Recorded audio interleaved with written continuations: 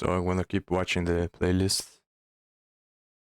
And I know the lighting is not good, but just wanna have the camera so people know that these videos aren't mine.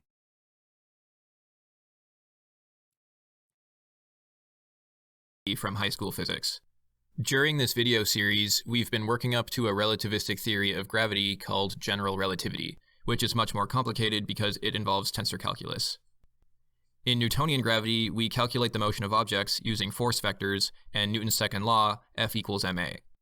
We use Galilean transformations to change between inertial frames, and we have a universal time coordinate t that all reference frames agree on. In general relativity, we have a curved spacetime, and we calculate the motion of objects using geodesics in spacetime. We use Lorentz transformations to change between local inertial frames, and we use an observer's proper time tau to measure time along curves, since the coordinate time changes for each observer. There's a pretty big gap between the simple Newtonian theory of gravity and the complicated general theory of relativity. The good news is that there's a theory that sits in between called Newton-Cartan theory that can help us close the gap. Newton-Cartan theory uses curved spacetime and geodesics to calculate the motion of objects, just like general relativity. But it uses Galilean transformations and a universal time coordinate like in Newtonian gravity. To understand this Newton-Cartan theory, we need to review the Poisson equation for Newtonian gravity. The standard law of Newtonian gravity tells us that the force of gravity between objects is equal to the gravitational constant capital G times the product of the two masses divided by the distance between the masses squared. In this case, the ER basis vector points out of the Earth's center, so the force on the lowercase m mass points in the opposite or negative direction, towards the center of the Earth. We can also rewrite this law as the force equals the lowercase m mass times the gravitational field lowercase g. The gravitational field g is a vector field surrounding a mass that tells us what the gravitational force on an object of mass 1 would be at every given point. The presence of mass causes what we call a negative divergence in the gravitational field. If we have a vector field v, then a positive divergence at a point tells us that, overall, the vectors are leaving a box that surrounds that point. A negative divergence tells us that, overall, vectors are entering this box. And a zero divergence tells us that there are an equal amount of vectors entering and leaving this box. The divergence of the gravitational field at a point is always equal to negative 4 pi g times the mass density rho at that point. This is an equivalent way of describing Newtonian gravity. Now, the gravitational field requires a vector at every point. But it turns out that we can describe a gravitational field using a scalar at every point, called the gravitational potential phi.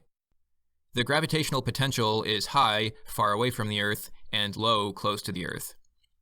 The gravitational field is just the negative gradient of the gravitational potential. The gradient normally gives us vectors that point to the highest scalar values, but the negative gradient gives us vectors that point to the lowest scalar values instead. And this is what we want for the gravitational field, where the field vectors point to the lowest gravitational potential.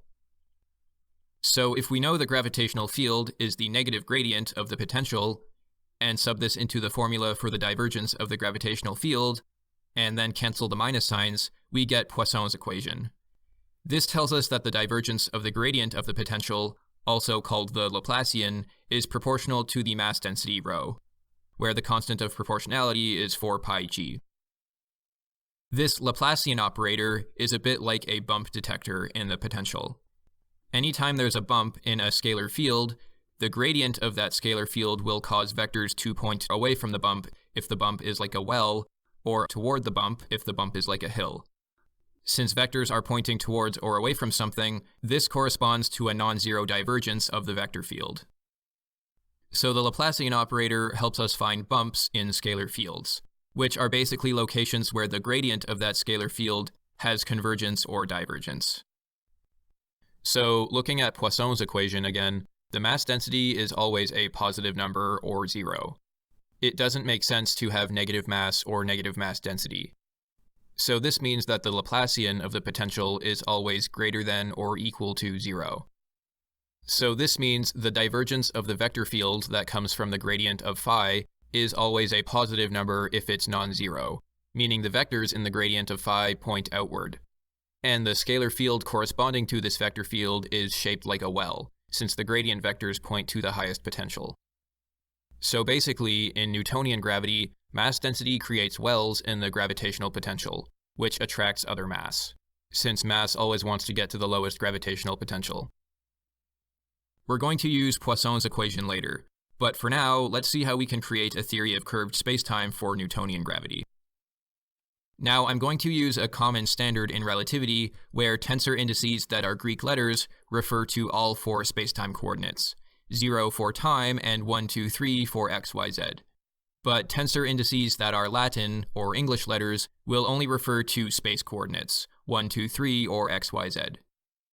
We're going to start with Newton's second law, F equals ma, and find that it leads to a kind of geodesic equation for the case of a gravitational force. If we have a force that's a gravitational force, then it equals the mass times the gravitational field. We can cancel mass on both sides.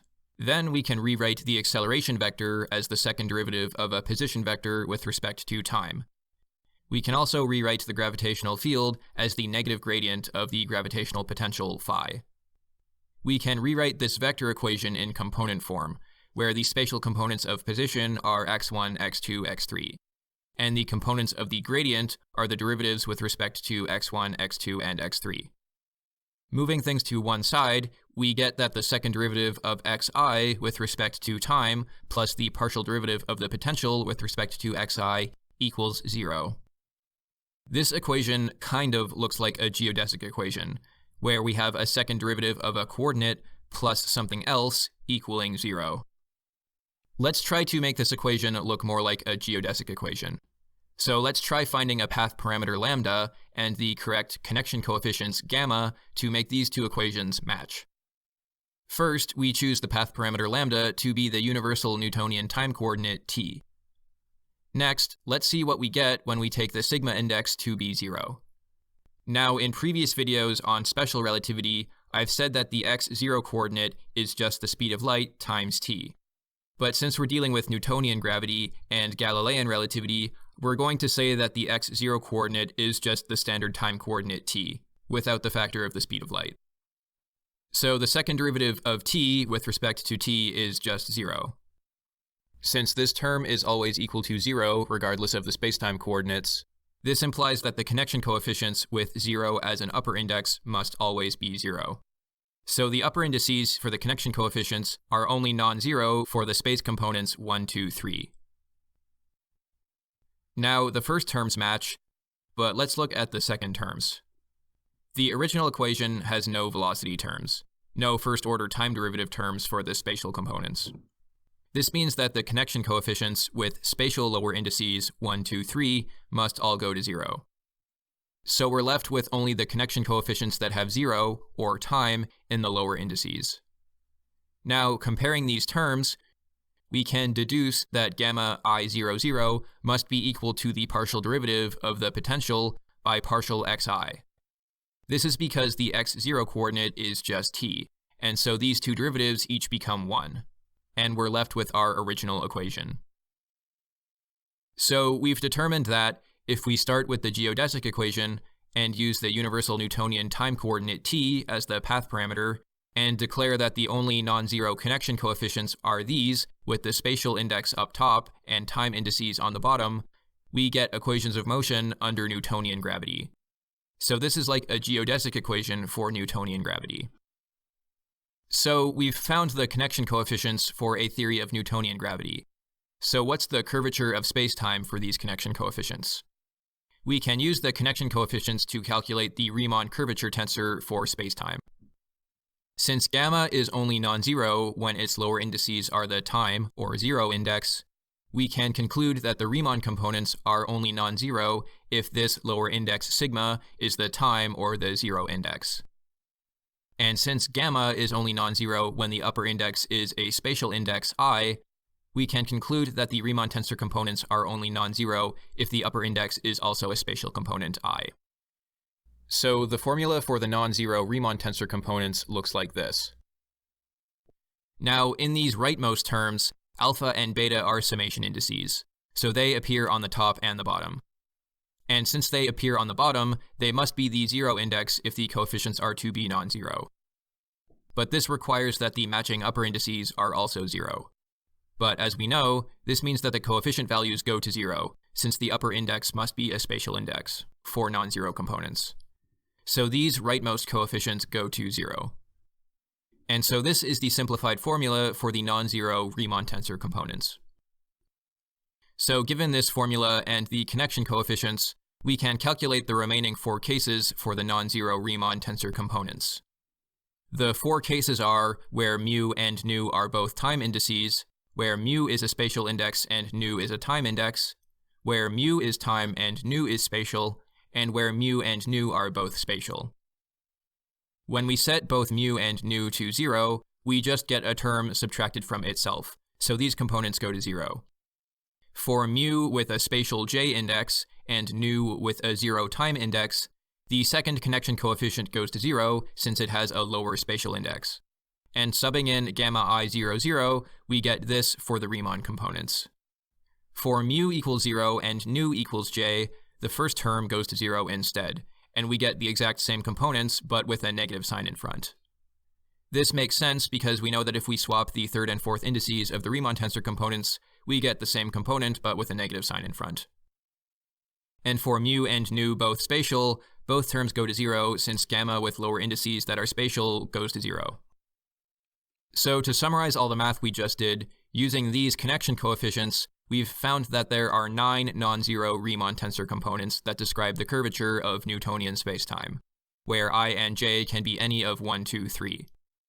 But since the order of the partial derivatives doesn't matter, this means there are really only 6 independent components of the Riemann tensor that are non-zero. So in the case of Newtonian spacetime, the vast majority of the Riemann tensor components are 0, and there's only a small number of non-zero components. Now, the standard spherical potential for a planet or star is negative gm over r. If you calculate all the second derivatives of this potential in Cartesian coordinates, we get this expression, which is basically r squared times an identity matrix minus 3 times a matrix of coordinate products with a factor of gm over r to the 5 in front. In 3x3 matrix form, it looks like this. To make this matrix a little easier to understand, we can pick a point above the mass on the x-axis, where x is just the radius r and y and z are both equal to 0. In this special case, the matrix has just negative 2, 1, 1 along the diagonal and a factor of gm over r cubed in front. So this 3x3 symmetric matrix tells us about the curvature of Newtonian spacetime. But how can we interpret this matrix using our intuition? Well, remember from Relativity 107c that if we have a family of geodesics with tangent vectors v and separation curves between them with tangent vectors t, we can use the second derivative of these separation vectors to determine if the curves are coming together or spreading apart. And this separation derivative is given by this Riemann tensor term. If we take the geodesics to point in the time direction with tangent vector e0, and take the separation curves to be in a spatial direction with tangent vector ej, then we get this, where this Riemann tensor term just gives us the Riemann tensor components we just calculated, which is the second derivatives of the potential. Using the matrix we just calculated for a point on the x-axis above the Earth, this tells us that the x direction has positive geodesic deviation, meaning geodesics are spreading apart in the x direction. But the y and z directions have negative geodesic deviation, meaning the geodesics are coming together in the y and z directions. If we look at what this means visually, if this ball above the Earth follows some geodesics forward in time, it will get pulled apart in the x direction, but get squished together in the y and z directions. This is exactly what we'd expect with tidal forces acting on an object in a gravitational field. So by calculating the Riemann curvature tensor for Newtonian spacetime, we found its components were described by this matrix of second derivatives of the potential, which helped us explain tidal forces in terms of geodesics. We call this 3x3 matrix of potential second derivatives the tidal tensor, since it helps us understand tidal forces. It's also worth noting that if we look at the geodesic deviation for geodesics that are traveling in space directions only, we just get 0 for the terms of the Riemann tensor components. This tells us that, for Newtonian gravity, space itself at a given moment in time is flat. We only see curvature if we look at space-time as a whole. So we figured out that these are the non-zero components of the Riemann curvature tensor. We can now use these to get the non-zero components of the Ricci curvature tensor. Remember, we get the Ricci tensor by summing over the upper and lower middle indices of the Riemann tensor. For this case, the R00 component of the Ricci tensor is the only non-zero component, and it is a sum of 4 Riemann tensor components. Based on these Riemann tensor components up here, the first component is 0, since I and j are spatial components only. And when the 0 index appears in these slots, the component just goes to 0. The other 3 components are just the second derivatives of the gravitational potential along the 1, 2, and 3 spatial directions, which are the second derivatives along the x, y, and z directions. All of this is just the Laplacian of the potential in Cartesian coordinates. The Laplacian of this potential is always positive, since in real life we can only have gravitational potential wells that pull things in, and never gravitational potential hills that push things away. So the R00 component of the Ricci tensor, which is the time-time component, is equal to the Laplacian of the gravitational potential, which, by Poisson's equation, is equal to 4 pi g times the mass density rho. So the Ricci curvature is 0 in the space directions, but it is positive in the time direction if there is a non-zero mass density. This means that geodesics in the time direction will naturally converge together in such a way that volumes will shrink if there is a non-zero mass density in the region. In other words, if we have some mass density surrounded by an imaginary volume, this volume will shrink towards the mass density over time due to the converging geodesics pointing forward in time. So this is a geometrical curved spacetime explanation for why things naturally get pulled together in the presence of mass. Basically, the mass density creates a well in the gravitational potential, which is identified by the Laplacian of the potential, and this potential well causes geodesics pointing in the time direction to converge, as described by the time-time component of the Ricci curvature tensor. So in short, this equation tells us that mass attracts other mass over time. Now, it's worth pointing out that the Ricci tensor equals 0 outside the Earth, because the mass density is essentially 0. But this does not mean spacetime is flat outside the Earth. We know the spacetime outside the Earth is still curved because the Riemann tensor is non-zero outside the Earth. The spacetime curvature outside the Earth causes the shape of objects to change through tidal forces. However, the Ricci tensor cannot detect changes in the shape of objects. The Ricci tensor can only detect changes in volume. Tidal forces don't cause any immediate change in the volume of objects, so the Ricci tensor is not able to see tidal forces. For this reason, the Ricci tensor outside the Earth is 0, even though spacetime outside the Earth is still curved. Now, there is more to say about Newton-Cartan theory, like how we can reparameterize time using an affine transformation, or how the time and space metrics are separated instead of unified like in special relativity, but I'm not going to get into those details in this video. You can check the Wikipedia article on Newton-Cartan theory or Google it for more information. So to summarize this video, we learned how we can rewrite the force equation in Newtonian gravity in the form of a geodesic equation, where the path parameter is the Newtonian time coordinate and the connection coefficients depend on the gravitational potential. This means we can interpret Newtonian spacetime as being curved, described by a non-zero Riemann curvature tensor. The only non-zero component of the Ricci tensor is the 0, 0 or time-time coordinate, and it is equal to the Laplacian of the gravitational potential. By Poisson's equation, this is proportional to the mass density at a point. This means that mass density causes geodesics pointing in the time direction to naturally converge toward each other, which is a new way of interpreting the gravitational force in Newtonian gravity. Now, the mass density rho is not invariant under Lorentz transformations. The value of rho can be different in different reference frames due to length contraction. For example, if we observe length contraction, we might see the same mass inside half the volume, meaning the mass density has doubled. So the mass density is different in different reference frames according to special relativity. This means that ρ must be the component of a larger 4x4 tensor, just like how the R00 component is one component of the larger 4x4 Ricci tensor.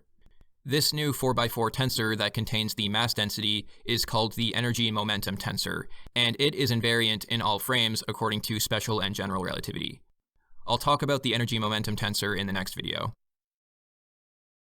In this video, we're going to cover the energy momentum tensor, which is the main object on the right-hand side of the Einstein field equations, and acts as the source of curvature in spacetime. In the last video, I talked about how we can take Poisson's equation from Newtonian gravity and reformulate it in terms of spacetime curvature, setting the 0,0 component of the Ricci tensor to be proportional to the mass density. However, this equation won't work for general relativity, because neither R00 nor the mass density are invariant in all reference frames. If we have a mass m in a volume V at rest, then the mass density is ρ. If we look at this same setup in a frame where the volume is moving, the volume could be length contracted to be half its size, meaning the mass density in the moving frame will double in size. So the mass density depends on the frame of the observer. It turns out that we can generalize the mass density to a tensor called the energy momentum tensor, which is agreed on by all reference frames in special and general relativity. The energy momentum tensor tracks the flux of energy and momentum through spacetime. This can be confusing to understand at first, so we're going to work up to it in small steps. I'm going to spend about 10 minutes covering a simpler related concept called the number flux 4 vector n, starting in Galilean relativity and then again in special relativity. I'll also talk about how the number flux 4 vector can be used to describe a conservation law for the number of particles in spacetime. Next, we'll cover the full energy momentum tensor, and in a similar way, we'll see how we can use it to describe conservation laws of energy and momentum in spacetime. Finally, we'll talk about the energy momentum tensors for dust-like and perfect fluid distributions of matter. So this video is a bit long, but my goal is to give you a good intuition for the energy momentum tensor, instead of just throwing equations at you. To begin, we're going to consider the number flux vector in Galilean relativity, without any length contraction effects. We'll consider special relativity and length contraction later. So the number flux 4 vector has 4 components. The time component gives the number density for a group of particles, and the spatial components give the current densities for the 3 spatial directions. I'll explain what this means using pictures. To calculate a density over space in one dimension, this is just a quantity per unit length. For example, charge density in one dimension is the amount of charge per unit length. Mass density is the amount of mass per unit length, and number density is the number of something per unit length. So if we have 4 particles in a unit length, then the number density would be 4. Another important concept is one-dimensional current, which is the amount of something passing through a point in a unit time. For example, electric charge current is the amount of charge that passes this point per second. Mass current is the amount of mass crossing this point per second, and number current is the count of objects passing this point per second. Now, it seems like density and current are 2 separate concepts, but they're actually related. We can visualize both number density and number current on a spacetime diagram. Let's say that we have a collection of stationary particles. Their world lines would all be vertical, like this. To get their one-dimensional density in space, we pick some constant time t and count the number of particles in a unit length, delta x. This is the same thing as drawing a line segment of length 1 at a constant time, and counting how many particle world lines cross it. So if 4 world lines cross this line segment, then the number density is 4 particles per unit length. Now let's say that we have a collection of particles moving to the right with constant speed. To find their current in the x direction, we need to know how many particles are passing through a point in 1 unit of time. We can calculate this by picking a constant position x and counting the number of world lines that cross a line segment for a unit time, delta t. The particles attached to each of these world lines correspond to particles that have crossed this exact point during 1 unit of time. So if 2 world lines cross this line segment, this means that the number current in the x direction is 2 particles per unit time. Now let's look at the case where we have 2 spatial dimensions, x and y, as well as time. On a spacetime diagram, a bunch of stationary particles would have vertical world lines like this. To get their 2-dimensional number density, we just count the number of particles in a two-dimensional unit square in the xy plane at some constant time. This is the same thing as drawing a square at a constant time in the xy plane and counting how many world lines pass through it. So if we have 4 world lines crossing this square, then we have a 2D density of 4 particles per unit area. Now, if we have a bunch of particles moving in the x direction, we can find their x current density. This is the number of particles crossing a unit length per second. We can get the x current density by taking a unit area in the time y plane at some constant x value and counting how many world lines pass through it. Basically, the y direction of the square is our unit length that we're counting the current density in, and the time direction of the plane is the unit time that we're using to measure the rate of flow. So counting the number of world lines that cross this plane will give us the x current density, the number of particles crossing this line per unit length in a unit of time. If we wanted to measure the current density in the y direction instead, we would just count the world lines crossing a unit square in the time x plane instead, at some constant y value. Now, if we go to full 4D spacetime with time and all 3 spatial dimensions x, y, z, we unfortunately can't visualize the paths of particles easily on a spacetime diagram. The 3D number density would be the number of particles inside an xyz unit cube at some constant time. On a 4-dimensional spacetime diagram, this would be the number of world lines that cross a 3D xyz unit cube at some constant time. But again, we can't easily draw this on paper. The number current density in the x direction is the number of particles that cross a unit square in the yz plane in a unit of time. This would be the number of world lines that cross a 3-dimensional time yz unit cube, where the yz gives us the unit square for measuring the current density, and the time length of the cube gives us the unit time that we're measuring the current over. The y number density would involve counting world lines in the time xz unit cube, and the z number current density would involve counting world lines in a time xy unit cube, but again, these are not easily drawn. So at first glance, it seems like the 3 possible number current densities in the x, y, z directions are fundamentally different than the number density we measure over 3D space at some constant time. But geometrically, these 4 concepts are all just different versions of the same thing. For spatial number density, we just count the number of particles per unit xyz cube at a constant time. For x number current density, we count the number of particles per time yz unit cube. And for y and z number current densities, we count the number of particles per time xz unit cube and time xy unit cube. All 4 of these quantities are measured by counting the number of particles in a 3D box in spacetime, and they make up the 4 components of the 4 vector that we call the number flux 4 vector. For the purposes of this video, the word flux means the same thing as current density. Different areas of physics might define the word flux a little bit differently, but for this video, the word flux just means the number of world lines that cross a unit box in a spacetime diagram. Or in other words, it's the number of particles inside a box when we hold one of the spacetime coordinates constant. Now, let's say that we have a bunch of particle world lines and we draw a box in spacetime. If we have 5 world lines that enter this spacetime box, then we must also have 5 world lines that leave this spacetime box. This is because particles don't get created or destroyed, and world lines can't just spontaneously start or stop.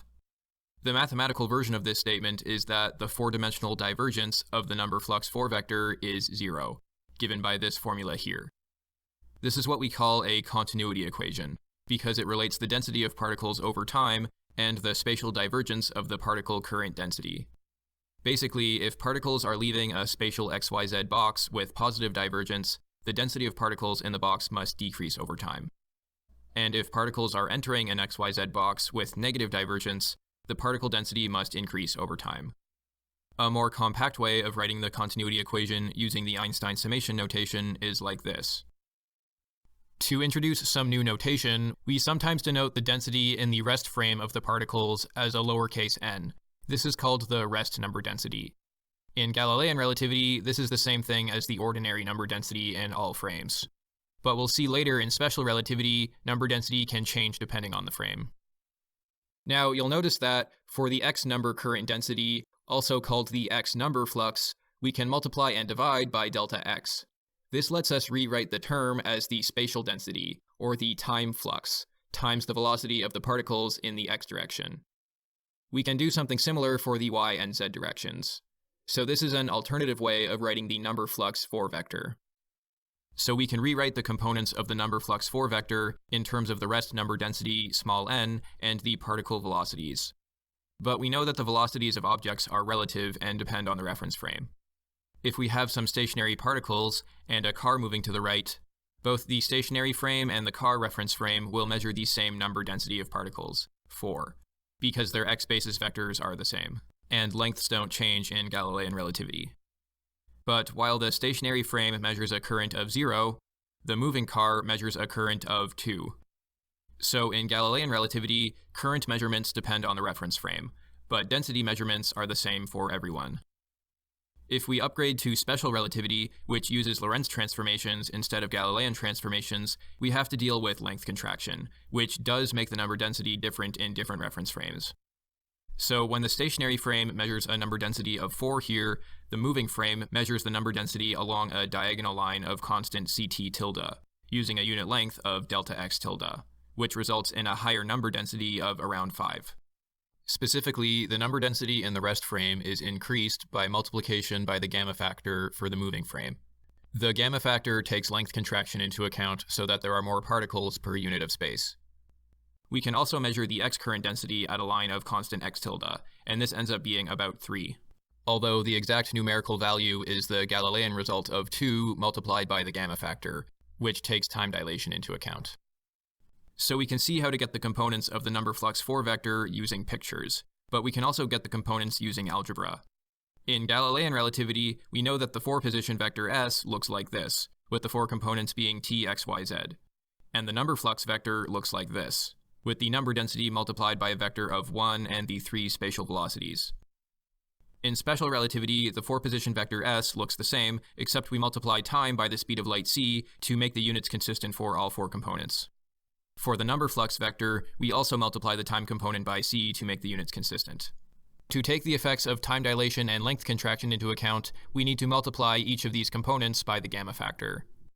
We can see now that the number flux 4 vector in special relativity is just the number density of particles in the rest frame multiplied by the 4 velocity of the particles.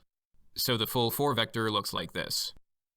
Now, the density of particles in their own rest frame, small n, is agreed on by all frames of reference. This means that if we know how to transform the components of the 4 velocity in different frames, then we also know how to transform the components of the number flux 4 vector, because the rest number density doesn't change. So we transform the number flux 4 vector just by using the standard Lorentz transformation matrix that we've seen all throughout this video series. With the number flux 4 vector, we're counting the total particles, which is a single number, inside a box of size 1. Because of this, the number flux 4 vector is enough to describe the flow of particles in all 4 spacetime directions. But what if we wanted to count the total 4 momentum, which is a vector quantity, inside a box of size 1? Another 4 vector is not enough to describe the flow of 4 momentum inside a box.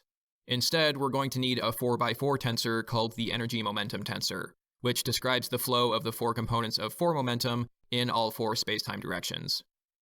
So to get the 4x4 energy momentum tensor, we're going to use the same strategy of counting particles in a box that we used for the number flux 4 vector. Except this time, we're going to be counting 4 momentum inside of a box instead of just the number of particles inside the box. We can find the components of the energy momentum tensor as follows. The t alpha beta component is equal to the flux of alpha momentum going through a unit box at a coordinate of constant beta.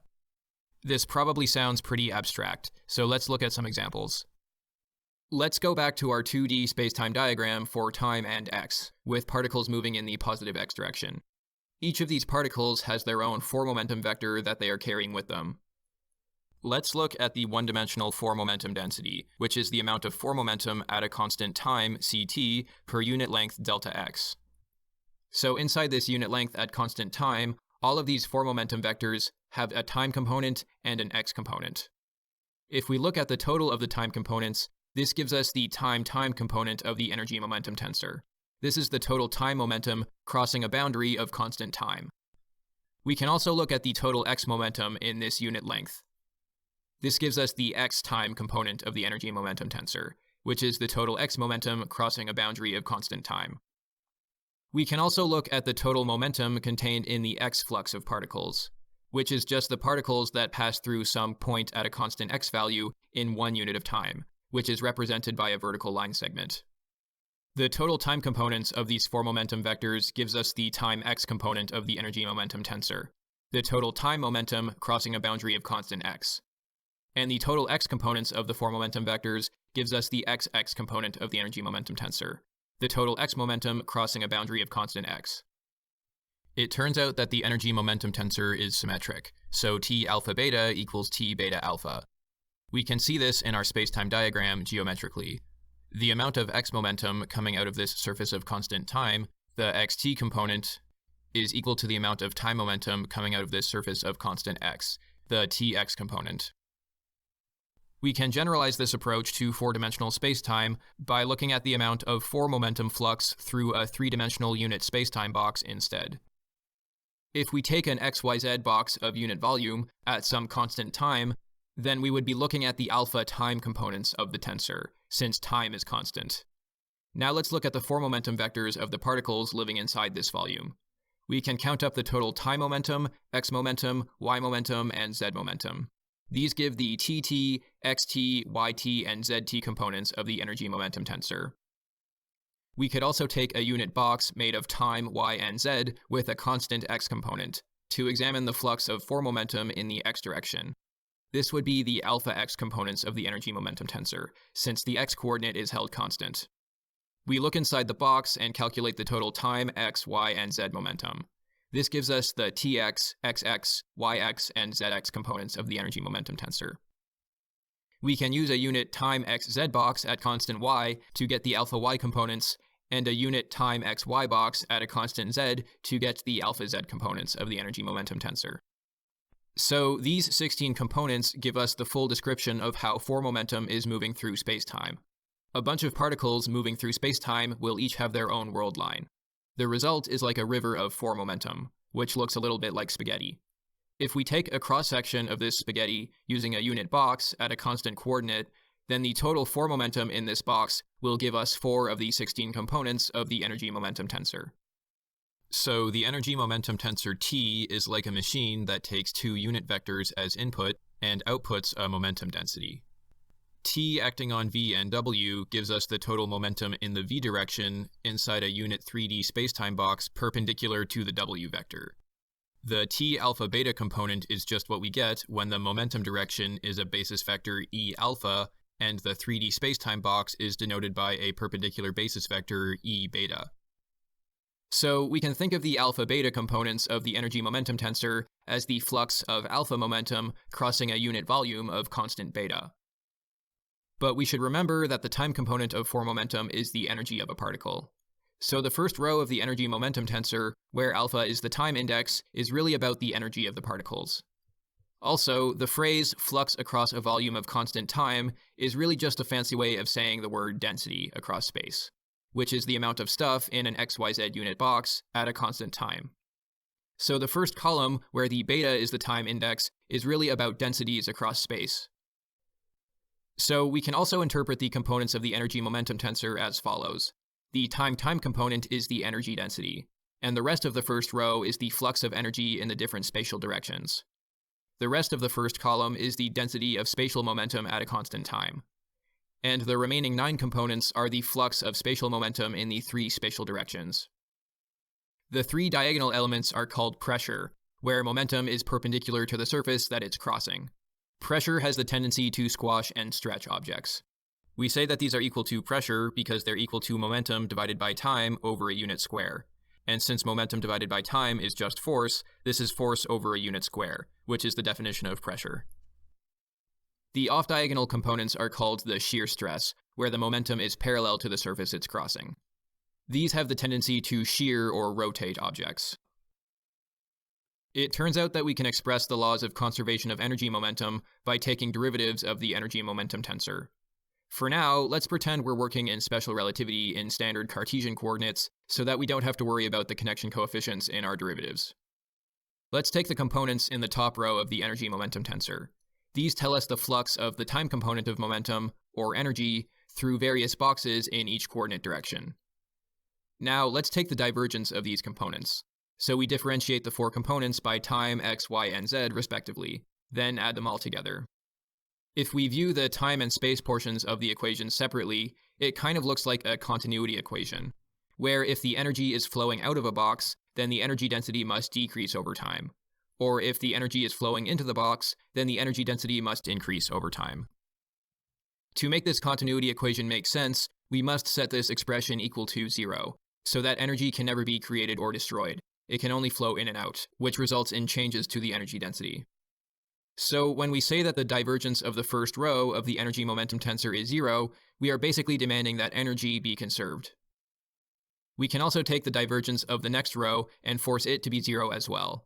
This gives us a continuity equation for x momentum, which forces the x momentum to be conserved. Basically, if x momentum is flowing out of a time yz box, then the x momentum density must be decreasing. And if x momentum is flowing into a time yz box, then the x momentum density must be increasing. Setting the divergence of the last two rows of the energy momentum tensor to 0 gives us continuity equations for y and z momentum, which forces y and z momentum to be conserved.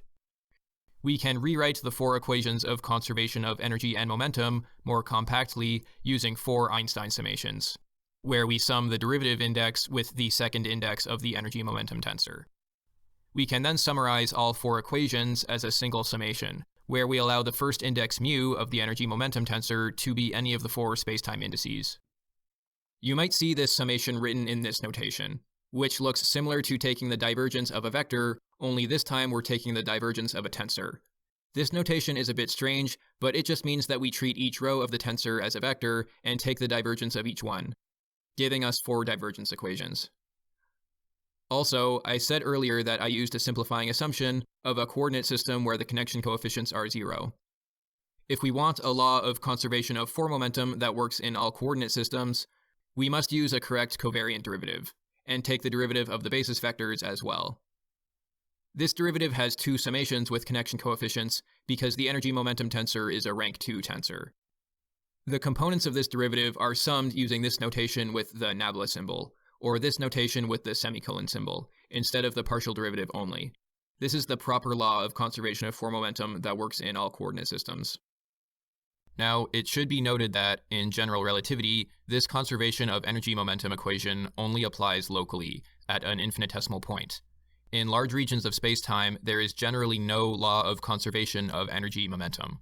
For example, in an expanding universe, the wavelengths of photons expand along with space, redshifting them to lower energies. Energy is simply lost in this case, and is not conserved. I'm not going to get into the mathematical reasons for why energy momentum is not conserved in curved spaces in this video, but it's related to there being no sensible way to add four momentum vectors in a large region of spacetime, because parallel transporting them to the same tangent space will depend on your choice of parallel transport path. Before this video ends, I'm going to give two quick examples of real energy momentum tensors, the dust and perfect fluid energy momentum tensors. A dust-like distribution of matter is a collection of particles that are not exerting pressure on each other. Let's say that we know each particle has four momentum p, and their densities are described by a number flux 4 vector n. If we want to know how much four momentum is located inside a unit xyz cube at some constant time, we just multiply p by the number particle density, which is the time component of n. Since p is the four momentum of each particle, and nt is the number of particles in a unit xyz box, then p times nt will give us the total four momentum inside the unit xyz box, which are the alpha t components of the energy momentum tensor. If we want to know what the four momentum flux in the x direction is, this is the four momentum contained in some unit time yz cube at a constant x. And we get this by multiplying the four momentum p by the x flux, which is the x component of n. So basically, if we want to know the flux of four momentum in the beta direction, we just multiply the four momentum vector by the beta component of the number flux 4 vector, which gives us the beta column of the energy momentum tensor. In terms of arrays, the dust energy momentum tensor is the outer product of the four momentum and the number flux 4 vector. Using more abstract tensor language, the energy momentum tensor for dust is just the tensor product of the four momentum and the number flux 4 vector.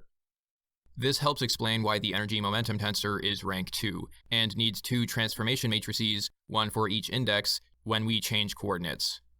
One matrix changes the components of the momentum vector, and the other matrix changes the spacetime orientation of the unit box we use to compute momentum density. The energy-momentum tensor itself is invariant and agreed on by all coordinate systems, but the components we get will depend on the basis vectors used to measure the momentum densities. For the dust energy-momentum tensor, we can also rewrite the 4 momentum as the rest mass m times the 4 velocity vector, and the number flux 4 vector can be rewritten as the rest number density n times the 4 velocity. And we get this matrix times the rest mass density rho, which is the rest mass times the rest number density.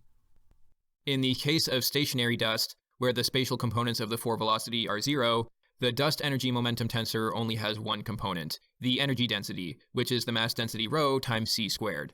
This is sort of like E equals mc squared per unit volume. Now, not all energy momentum tensors are dust-like, where we can write it as a tensor product of 4 momentum and the number flux 4 vector. For example, if the particles exert equal pressure on each other in all directions, then the xx, yy, and zz components of the energy momentum tensor will be equal to a pressure p. This is the energy momentum tensor for a perfect fluid, where the particles are stationary in space but exert constant pressure on each other. There are many other types of energy momentum tensors that I won't get into in this video. So to summarize this video, we wanted to generalize the concept of mass density to something that's invariant under Lorentz transformations, and doesn't change even with the effects of time dilation and length contraction. We started with the concept of number flux 4 vector. The time component counts the number of particles in a spatial cube at a moment in time, and the 3 spatial components count the number of particles crossing a unit square over a unit time, which is kind of like a unit cube with 2 space dimensions and 1 time dimension. So the concept of spatial density and current density are all unified as one idea, counting the number of particles in a 3D box in 4D spacetime. We then generalized this idea of counting particle flux across a 3D unit cube to counting the amount of 4 momentum contained in a 3D unit cube, which gave us 4 times 4 equals 16 components. Since for each of the 4 cubes we could draw in spacetime, we could count one of the 4 components of 4 momentum. This symmetric 4x4 matrix is called the energy momentum tensor, and it is the correct generalization of mass density for special and general relativity. We also found we could write a law of conservation of 4 momentum by saying the divergence of this tensor is 0. Now that we've generalized the mass density to the energy momentum tensor, in the next video we're going to generalize Poisson's equation to the Einstein field equations, which are the main equations for our relativistic theory of gravity called general relativity. In this video, we're going to derive the Einstein field equations, which are the main equations of general relativity. They predict the existence of black holes, the expansion of the universe, and gravitational waves. We'll do this derivation by generalizing Poisson's equation for Newtonian gravity to the relativistic Einstein field equations that are agreed on by all reference frames. Let's quickly review what we've learned so far in the last few videos. In Relativity 107A and B, we learned the equivalence principle, which says that local gravitation is equivalent to acceleration, and we showed that gravity is just the curvature of the manifold of spacetime. On large scales, the manifold of spacetime is curved, but in small local regions it can be approximated by a flat tangent plane. So in small local regions, the laws of general relativity reduce to the laws of special relativity. In Relativity 107C, we learned about the Richie curvature tensor, which is a 4x4 tensor that measures the curvature of spacetime.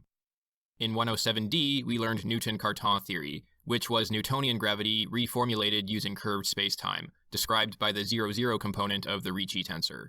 And in 107E, we learned about the energy-momentum tensor, which generalizes the mass density to a 4x4 tensor, where the 0,0 component is the energy density, which is basically the mass density multiplied by the speed of light squared. So how do we generalize Poisson's equation to make it relativistic and true in all reference frames?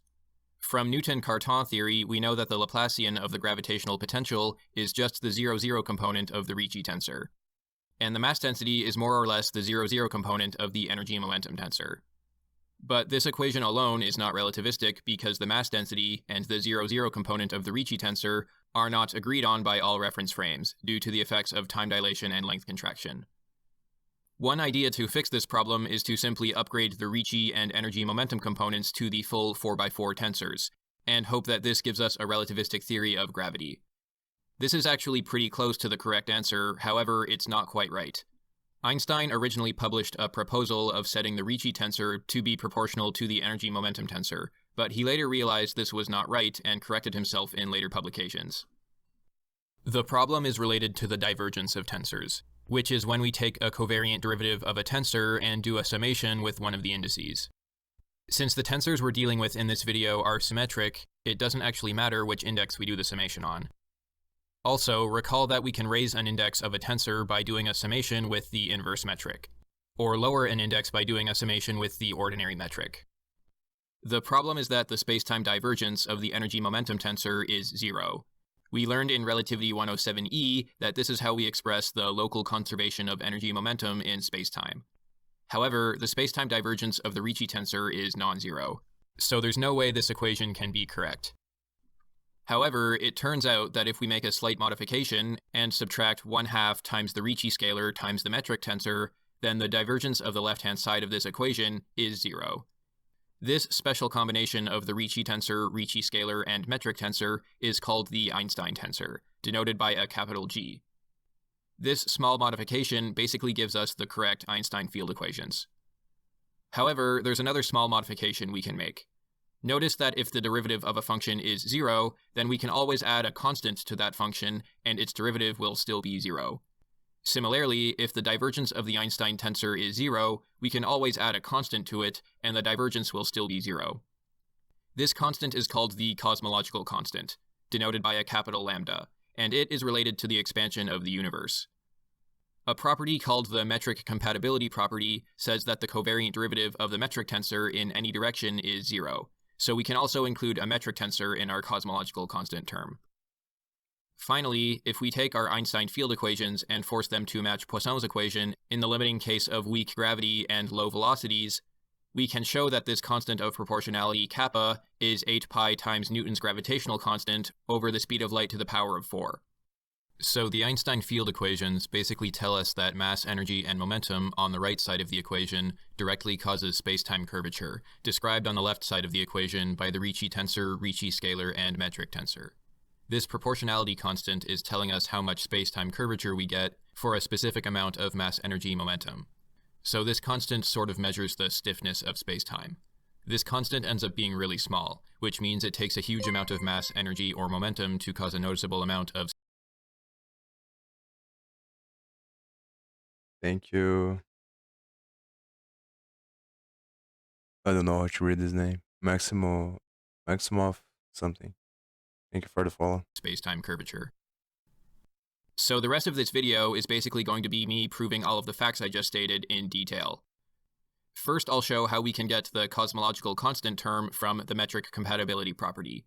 Then I'll prove that the divergence of the Einstein tensor is 0, which is called the contracted Bianchi identity. And finally, I'll derive the constant of proportionality from the limiting case of a weak gravitational field. At the end of the video, I'll talk a bit about the sign conventions for the Einstein field equations, because some textbooks might have plus or minus signs in different places than me, depending on the conventions they use. Let's start by proving that the divergence of the cosmological constant term is 0, which involves the metric compatibility property. Previously, in Relativity 107c, I said that the metric compatibility property of the covariant derivative means that we can take the covariant derivative of a dot product of vectors and apply a kind of product rule, where we get a sum of two terms, one with the covariant derivative applied to the first vector, and the other with the covariant derivative applied to the second vector.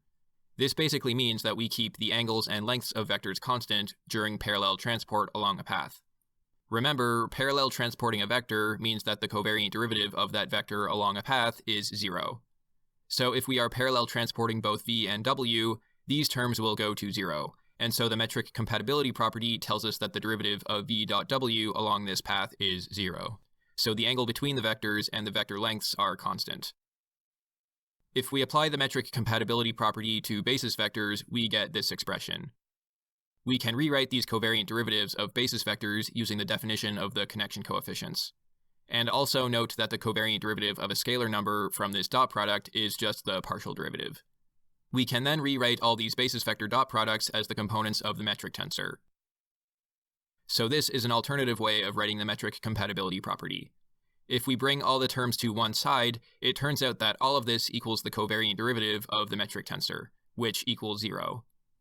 We sometimes write this statement like this, without a direction in the covariant derivative, since the covariant derivative of the metric is 0 in all directions.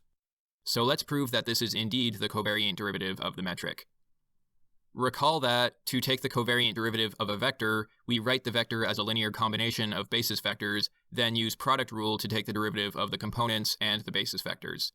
The covariant derivative of the components becomes the partial derivative, since components are just ordinary numbers, and the covariant derivative of basis vectors can be rewritten using the connection coefficients. If we relabel this summation with a mu and factor out the basis vector, we get an expression for the components of the covariant derivative of the vector v. We can take the covariant derivative of the metric in the same way, except we write the metric as a linear combination of two covectors combined using the tensor product. We do this because the metric is a function that takes two vector inputs, and so it's made of a linear combination of two covectors combined together using the tensor product. We use product rule to take the derivative of the components and then the basis, and we use product rule again to get the derivatives of each covector. We can rewrite the covariant derivative of a covector using connection coefficients labeled with omega, which are different than the gamma connection coefficients used for vectors. After relabeling the summation indices to make the basis covector indices match, and factoring them out, we get this expression for the components of the covariant derivative of the metric. We can solve for these omega connection coefficients by defining a covector alpha to be a function that takes the dot product with some vector a. So alpha of v is the same thing as a dot v. So if we take the metric compatibility property and apply it to the case of a dot v, then we can replace some of the a dots with alpha. For the left side of the equation, we can expand alpha in terms of the epsilon basis covectors and expand v in terms of the e basis vectors. Then pull the v components out in front because covectors are linear. Epsilon acting on e gives us a Kronecker delta by definition, and since this is 0 except for when the nu and sigma indices match, we can replace the nus with sigmas in this summation. For the right-hand side of the equation, we can also rewrite the covariant derivative of the covector alpha and the covariant derivative of the vector v in their expanded forms. And since alpha is a covector and linear by definition, we can pull all these coefficients out in front. By definition, the epsilon sigma covector acting on v gives us the sigma-ith component of v, and the alpha covector acting on the e sigma basis vector gives us the sigma-ith component of alpha. We can then distribute to get this. Now, using product rule on the left side term gives us exactly what we see on the right side of the equation. So these terms cancel with each other. We can then relabel some of the indices here, and we can factor the alpha and v components. Now, this formula must be true for any arbitrary choice of covector alpha and vector v, so the only possible conclusion is that the omega coefficients are the negative of the gamma coefficients.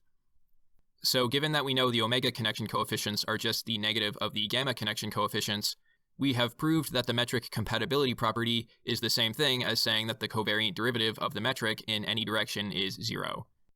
And because of this, we can feel free to include the metric times some constant in our Einstein field equations, because we know that this term goes to 0 when we take its divergence, just like the energy momentum tensor. Next, we'll prove the contracted Bianchi identity, which says that the divergence of the Einstein tensor is 0. Remember, the Einstein tensor is defined as the Richie tensor minus 1/2 times the Richie scalar times the metric tensor, and we will show its divergence is 0. To make the proof easier to read, I'm going to switch notations and write the covariant derivative direction after a semicolon, instead of using the nabla symbol. So the statement we want to prove now looks like this. Before we start the proof, I'm going to quickly review the symmetries of the Riemann tensor.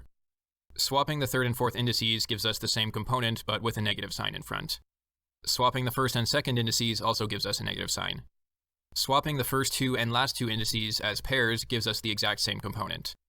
And if we cycle the last three indices and add all the components together, we get 0. This last property is called the Bianchi identity. Also recall that summing over the top and lower middle index of the Riemann tensor gives us the Richie tensor, which is symmetric. And summing over the upper and lower index of the Richie tensor gives us the Richie scalar. We're going to start with the first Bianchi identity, which means these three components with lower indices cycled around sum to 0. We'll use this to prove the second Bianchi identity, which is a similar formula, but also involves a covariant derivative index. Finally, we'll use this to prove the contracted Bianchi identity. Proving the second Bianchi identity in general is a bit challenging, So we're going to prove it in the simpler case of local inertial coordinates, where the connection coefficients are 0 at a given point. The second Bianchi identity can be expressed as an abstract tensor equation without reference to any basis or coordinate systems. So if we can prove it to be true in one coordinate system, then it must be true in all coordinate systems. If you want to see the full general coordinate proof of this fact, you can check out my Tensor Calculus 26 video, which is linked in the description. So when we take the covariant derivative of the Riemann tensor, we're really taking the covariant derivative of the Riemann components multiplied by the tensor product of 4 sets of basis vectors, and that gives us 5 terms, 1 for the component derivative, 1 positive connection term for the basis vector, and 3 negative connection terms for the 3 basis covectors. All of this is equal to the Riemann covariant derivative components. And remember, the Riemann components are given by this ugly formula involving the connection coefficients, which means this formula is very, very complicated. To make life easier, we're going to use a special coordinate system called the Riemann normal coordinates at a point P, also called the local inertial frame. This is an orthonormal coordinate system, so the metric components are equal to the Minkowski metric components. And also, the connection coefficients are all 0. This means that in this coordinate system, all these connection terms go to 0. We can't yet send the other coefficients to 0 because they are derivatives of the connection coefficients, and these could still be non-zero. If we sub the Riemann component formula into here and distribute the alpha derivative, we can use product rule on these terms. And since the result contains connection coefficients without the derivatives, they go to 0. So we have a formula for the Riemann covariant derivative components at our chosen point P in local inertial coordinates. Now I can take these 3 terms from the second Bianchi identity and write them out using this formula. And I'll color code the matching terms. Remember, the order of partial derivatives doesn't matter, so we are free to interchange them if we want. If I sum all these terms together, the blue terms cancel, the red terms cancel, and the green terms cancel. So this proves the second Bianchi identity in local inertial coordinates. And again, since this is a tensor result, it should extend to all coordinate systems. Now let's continue on to proving the contracted Bianchi identity. We'll start with the second Bianchi identity and sum it with 2 inverse metric tensors. If we distribute, this rho mu inverse metric can raise the rho index on these first 2 components. And for now, we'll just let it sit next to the third term. Now, you might wonder if we can raise an index on the covariant derivative of tensor components. And the answer is yes. If we take the covariant derivative of the metric acting on the Riemann tensor, we can use product rule to get a sum of 2 terms. And by metric compatibility, the term with the derivative of the metric is 0. This means that when we have the derivative of an expression with the metric compatibility property lets us slide the metric outside the derivative. So since we can take the covariant derivative after or before applying the metric, we can raise indices after taking covariant derivatives without any problems. Now we can swap the third and fourth indices of these components if we flip the sign to negative, and also flip the first and second indices on these components if we flip the sign to negative.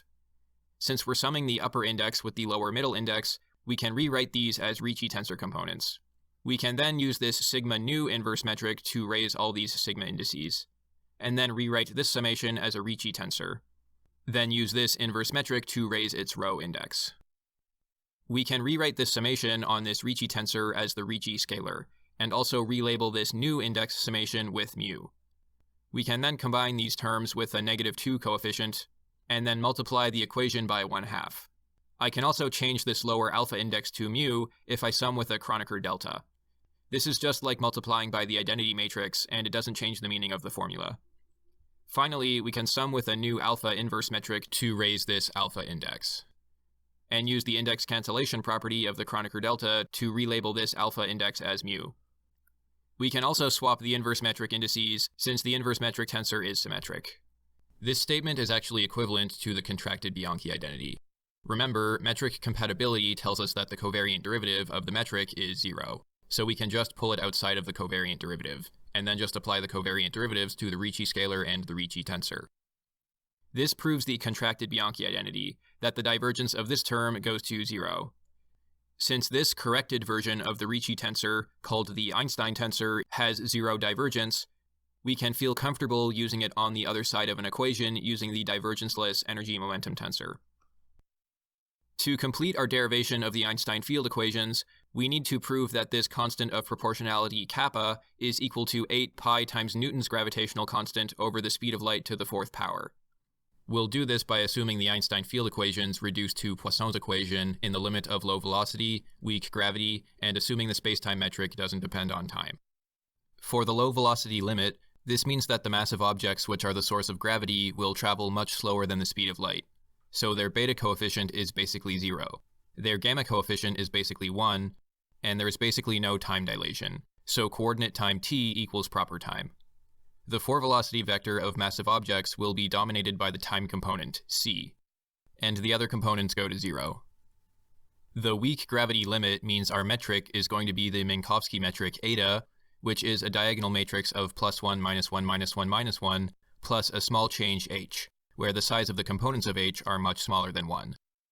To clarify what this weak gravity limit really means, when we're doing summations with a metric, we'll take the h part to be very small. So the metric is basically flat. But when taking metric derivatives, the Minkowski part goes to 0 since it's constant, and only the derivative of the h part matters. Finally, time independence means that in our coordinates, the metric components don't depend on time. So their derivative with respect to time goes to 0. As a consequence, the time derivative of the connection coefficients also goes to 0. We're also going to assume that the cosmological constant term is small enough to be ignored. We're going to assume that basically all gravity is caused by mass, so we'll use a dust-like energy momentum tensor that describes stationary matter. This is given by the rest mass density ρ times the outer product of two 4-velocity vectors. So basically, the t00 component is ρ times c squared, and all other components are 0. In the weak field limit, we can also lower these indices using the Minkowski metric and show that t00 with lower indices is also equal to ρ c squared. Knowing this, we can find out a lot about what the Richie tensor and Richie scalar look like from the Einstein field equations. If we look at the 3x3 spatial components of this equation, we know that the spatial energy momentum tensor components go to 0, and the spatial part of the Minkowski metric is just a negative 3x3 identity matrix. So this tells us that the 3x3 spatial part of the Richie tensor is a Kronecker delta, or identity matrix, multiplied by negative 1/2 times the Richie scalar. And recall the Richie scalar is just the trace of the Richie tensor, which is the Richie tensor with one of its indices raised using the metric. This gives us R00 minus R11 minus R22 minus R33. As we showed, the diagonal spatial parts of the Richie tensor are all each equal to negative 1/2 times the Richie scalar. So we can combine them to be 3 times negative 1/2 r.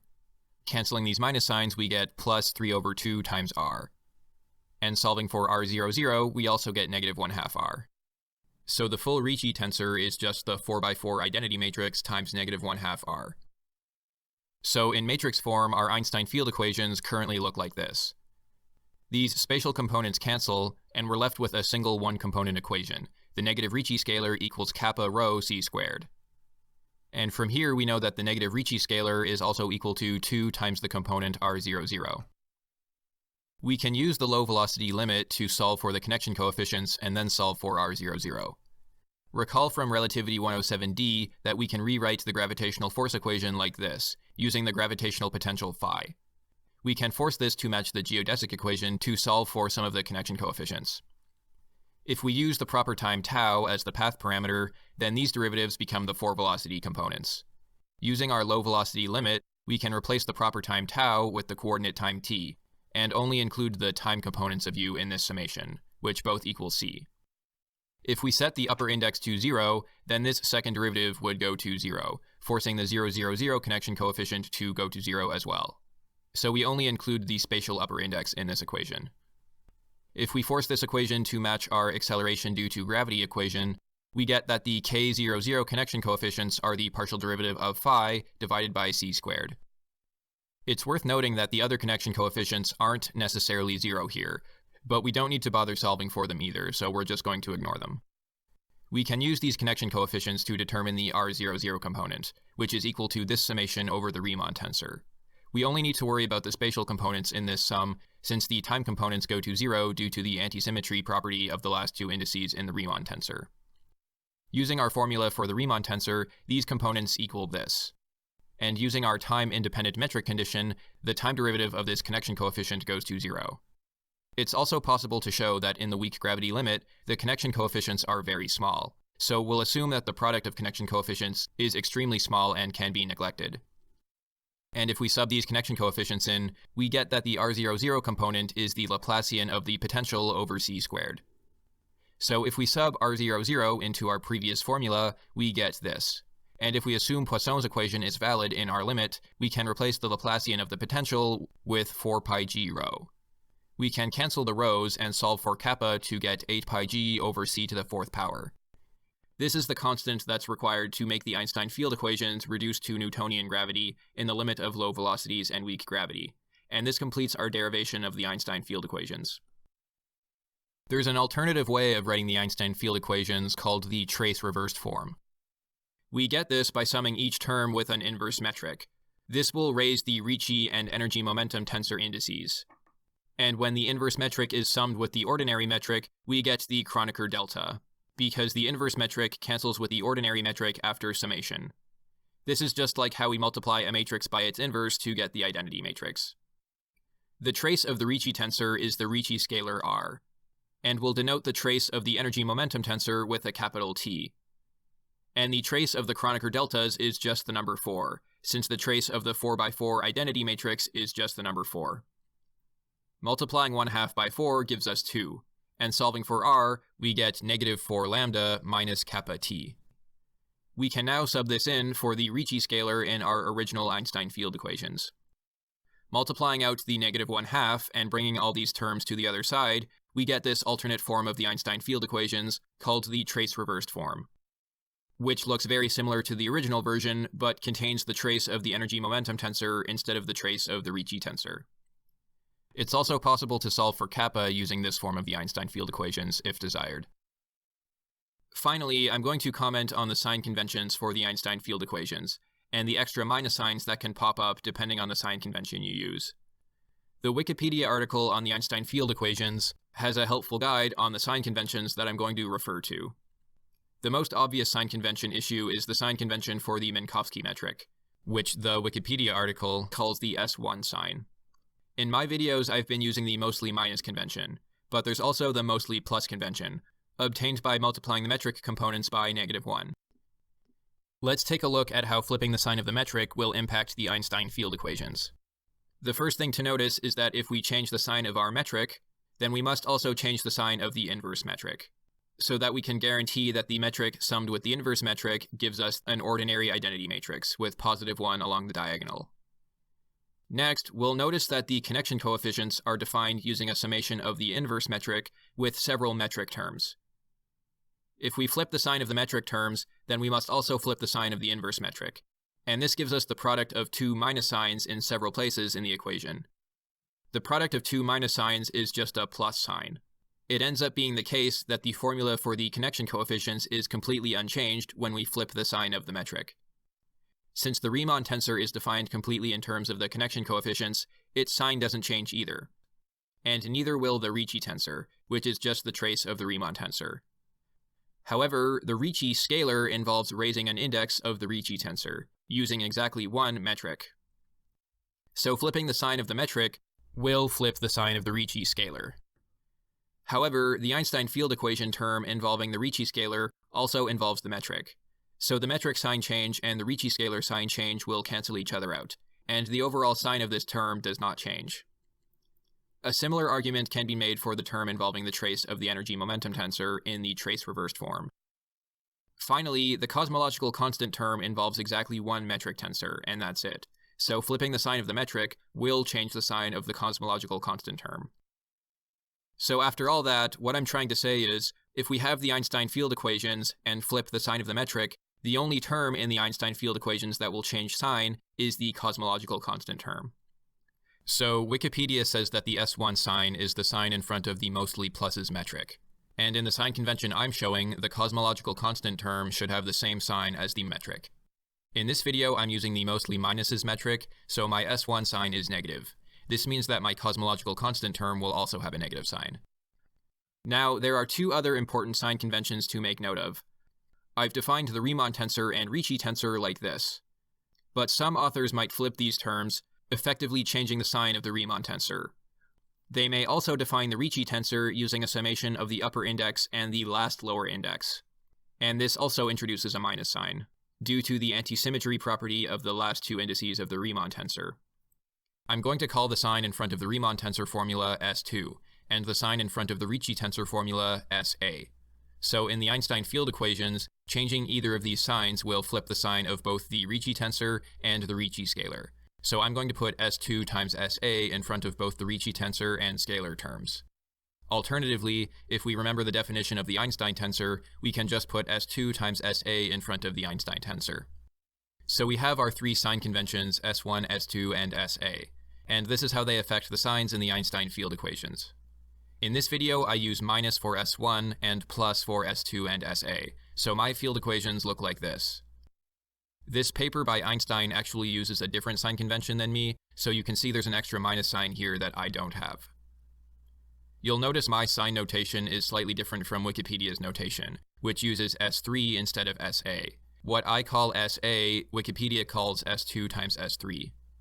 The Wikipedia convention ignores the cosmological constant term here, so in my opinion, their sign convention notation is incomplete. I'm pretty sure the cosmological constant term would get an S1 times S3 sign to make things consistent. So to sum up this video, we started with Poisson's equation for Newtonian gravity, which is not compatible with special or general relativity because the mass density can't change for each observer due to the effects of length contraction. We upgraded the mass density to the relativistically invariant energy momentum tensor, and upgraded the Laplacian of the potential to the relativistically invariant Ricci tensor. This was close to the correct equation, but it wasn't quite correct, because the right side of the equation has zero divergence, and the left side of the equation has non-zero divergence. We used the contracted Bianchi identity to prove that this modified version of the Ricci tensor, called the Einstein tensor G, has zero divergence, which makes it a suitable left-hand side of our field equations. Also, the metric compatibility property tells us that the covariant derivative of the metric tensor in any direction is zero, so we can also include a term with the metric in our equation, where this constant lambda is called the cosmological constant. We finally showed that this constant kappa must be 8 pi g over c to the 4, if we want the equation to match Poisson's equation in the limit of low velocities and weak gravity. Now that we've derived the Einstein field equations, in the next few sets of videos, we will use them to understand gravitational waves, black holes, gravitational time dilation, and the expansion of the universe, as well as other effects predicted by general relativity. Now that we have... Gotta be honest, I'm completely lost already. Still gonna finish this playlist first before I watch the other videos of him, but I think the last few videos I got lost, and I'm tired already, so I think I'm gonna stop here for today and probably finish these 3 videos tomorrow, and then I'm gonna look at the... I think I might try to code along as I watch this tensor calculus. I'm gonna start with tensors for beginners first, and maybe try to code the stuff that he teaches, so it's more fixed in my mind. I gotta learn how to be more patient when I learn, just take more of the information, to make the information stick more. Yeah, so I think I'm done for today. I don't know if I'm gonna be back tomorrow or some other time, but yeah. See ya.